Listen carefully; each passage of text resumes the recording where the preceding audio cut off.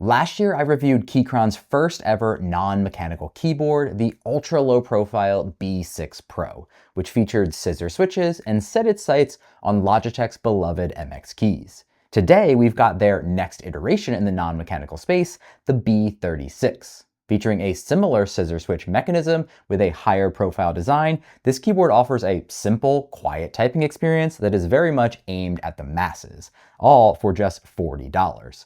This positions it as a solid alternative to the budget Logitech keyboard options that so many people use as a default.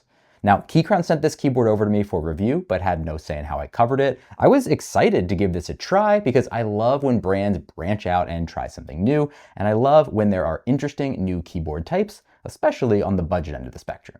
Overall, this keyboard is not going to be everything to everyone. After all, it is $40. But as we'll find out in this video, this thing punches way above its weight class in terms of features. And there is a very good argument to be made that this is one of the best budget keyboards around. Now, let's find out why.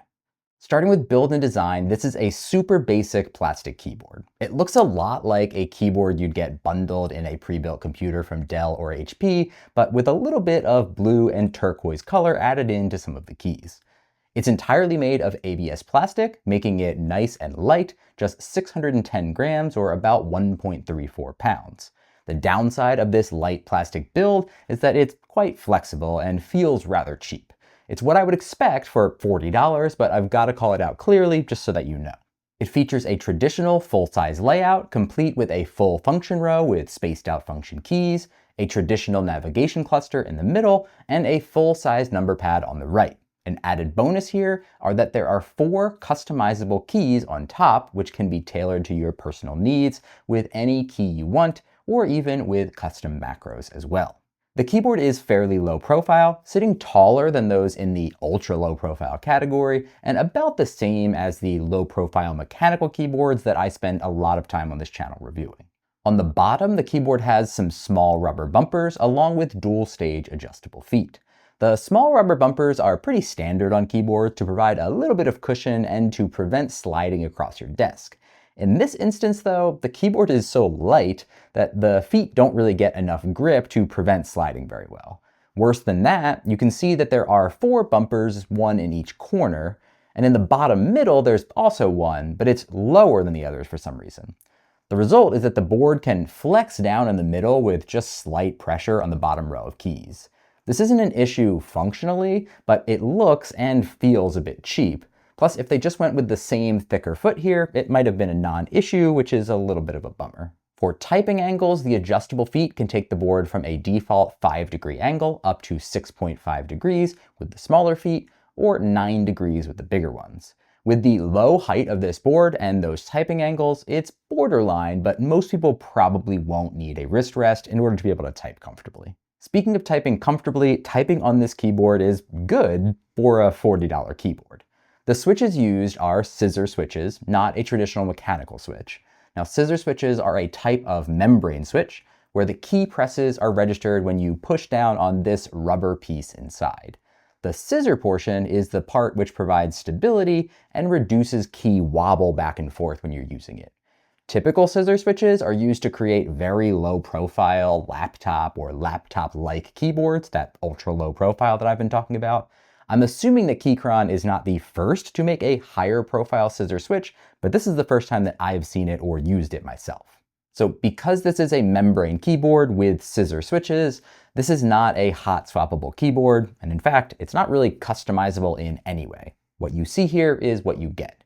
That being said, the scissor switches that they've used are significantly taller than traditional ones found on ultra low profile boards like the Keychron B6 Pro or Logitech's MX keys. This provides more key travel and a better typing feel for many people. The travel is a little bit reminiscent of a low profile mechanical key switch in terms of how far it goes.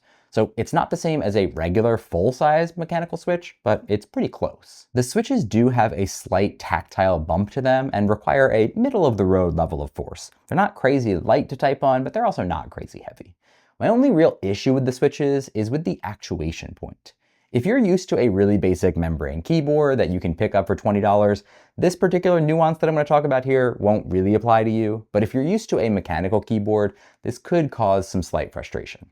See, on that $20 keyboard, you have to bottom out the switch for it to register the key press to your computer. That's because this little rubber piece at the bottom here is actually what measures your press. And that means that the actuation point for these switches is at the very bottom when the key is pressed all the way down. On a mechanical board, the actuation point is higher up. On a tactile switch in particular, it's typically right after that tactile bump that you feel when you're pressing it down. This means that you can type successfully without fully bottoming out every single keystroke. Now, as I mentioned, these switches have the feel of a tactile bump to them, but since this uses a membrane switch, just like that $20 keyboard, you have to bottom them out every single time for it to register the press. When I keep this in mind and I focus on that, I don't really miss any keystrokes. But when I revert back to typing as I would on mechanical boards, I type a little bit on the softer side, I often wind up missing keystrokes. It's almost like the feel of the switch is confusing my brain a little bit, which causes me to make mistakes. Like I said though, if all you've ever known is basic keyboards, you should be fine. But if you're a mechanical keyboard lover looking for a cheap backup keyboard or something to suit a special purpose, you might have a slight problem with this one. The keycaps are basic and made of ABS plastic. That does mean that they will be more prone to getting shiny over time. Even in just my first few days of testing, I was noticing some oil buildup on certain keys, which is not really normal for my hands. I don't have particularly oily hands, so that's something to watch out for. The keycap printing looks fine. Everything is decently well centered, and the font and print choices are consistent and don't really offend me. I do worry that the printing, which is slightly raised off the keycap, could wear off a little bit with time, but that's pretty common for keyboards in this price range. Unfortunately, I won't be able to dedicate enough long-term use of this board to really find out if that's the case. So if you wind up getting one of these and you use it for a while, let us know in the comments how it holds up. The shape of the keycaps are slightly cylindrical, creating this half-pipe shape that I'm not a huge fan of. In this case though, they are fairly flat, so the edges aren't quite as steep as some other brands. Typing sound is advertised as silent and is indeed quiet. However, there is a slight plastic clicky sound to each key press, which you'll likely hear in this typing test.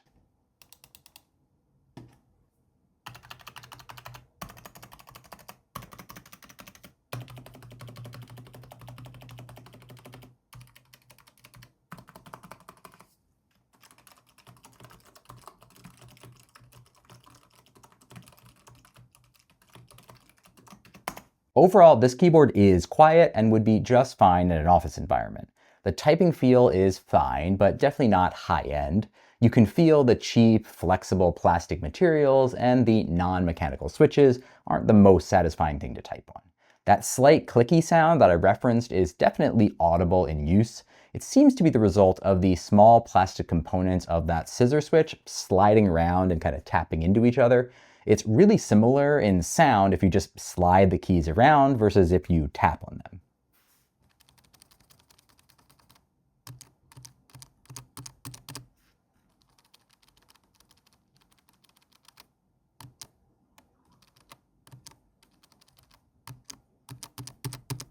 Those scissor mechanisms do come with some lubrication applied from the factory to help try to combat this sound, but it's still there.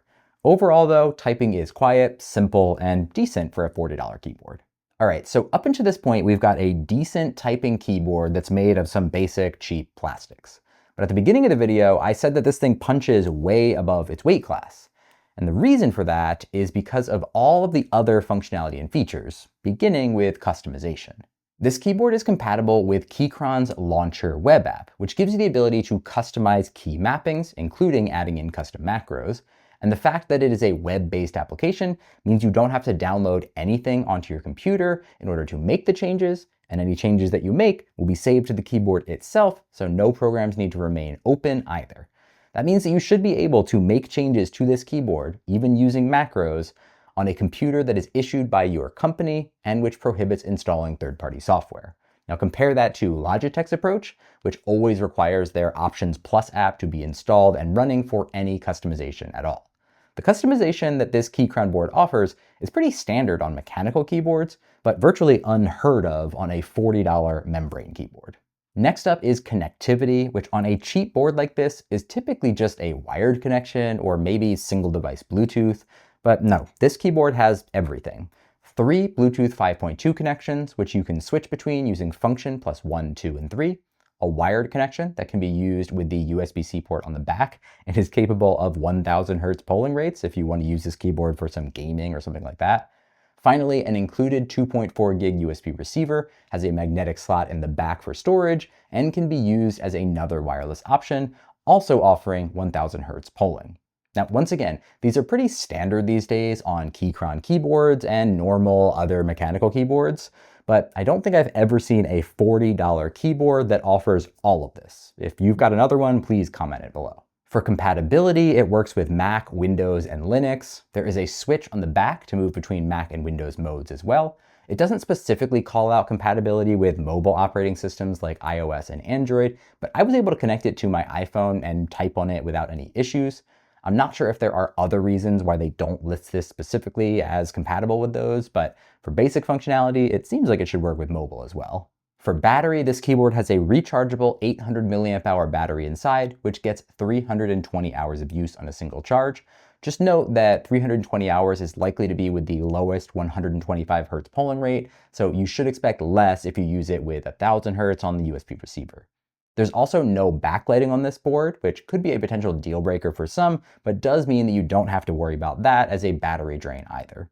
Most keyboards in this price range that I'm familiar with tend to use replaceable AA or AAA batteries. Having this one be rechargeable is great because you don't have to keep extra batteries around, but it introduces a trade-off between remembering to charge your board regularly rather than simply being able to pop in new batteries and immediately be back to full charge. Which is better for you will depend on your personal preference. For charging, there is a 5-foot USB-A to C cable in the box. This cable is definitely one of the ways that Keychron saved some money on this board. It's one of the most basic plasticky cables that I've ever unboxed from Keychron, and it might be the first time that I've gotten anything from Keychron with an unbranded cable. Typically, they always have a Keychron logo. If this is what they needed to do to get this priced as low as it is, I'm all for it. Speaking of pricing, you can get this full-size B36 keyboard for just $40, and there's also a smaller TKL version, the B33, which is available for $35. You can also get these paired in a combo with a very basic BM25 mouse. Those go for $50 and $55.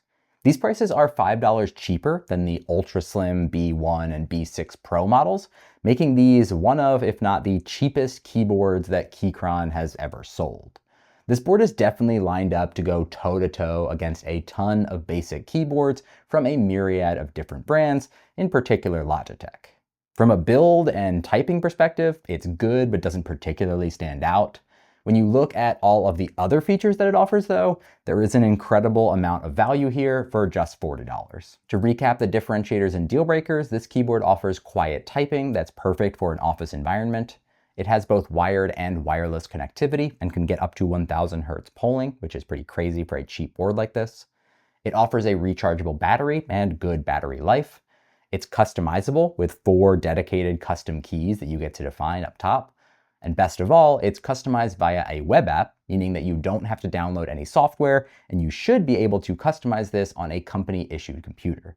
Finally, this keyboard is cheap and even available as a bundle with a basic mouse if you need one. For potential deal breakers, this keyboard is made of basic ABS plastic, which means it is light, a little bit flimsy feeling, and may get shiny over time. There's no backlighting available. The typing experience is non-mechanical and not the best overall, plus the middle of the board flexes a bit as you press it, which feels cheap.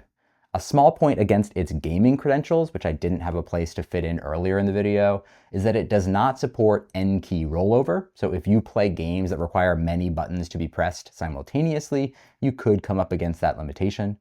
Finally, I ran into some issues with missing key presses based on how I type on standard tactile mechanical keyboards, which may or may not be something that you run into as well. As just a second foray into the world of cheaper non-mechanical keyboards, I think that Keychron put out a very compelling product here. It's not the best keyboard in the world, of course. It's not the cheapest keyboard you'll find either, but it offers some features that are typically reserved for keyboards twice the price or more. This is bound to be a pretty easy pickup for someone who just wants a basic office keyboard, or for someone on a budget who still wants some of the connectivity and customization options that are usually out of their price range. But what do you guys think? Is this worth $40? Let me know. Thank you so much for watching. I'll see you in the next one.